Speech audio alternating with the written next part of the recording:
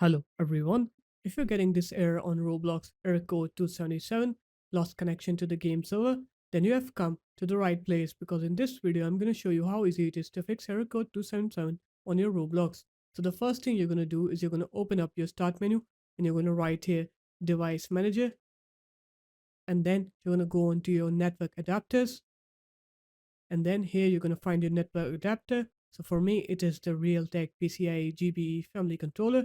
You're going to right click on it, go into properties, you're going to go into advanced here, you're going to scroll down until you find power saving mode. You're going to make sure this is set to disabled, and then what you're going to do is you're going to speed and duplex.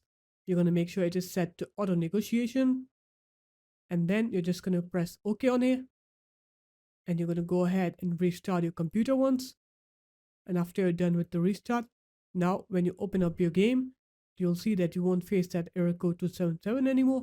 So there it is, guys. That's how easy it was. If you guys found this video helpful, make sure to leave a like, comment, and subscribe to the channel, and I'll see you in my next video. Peace.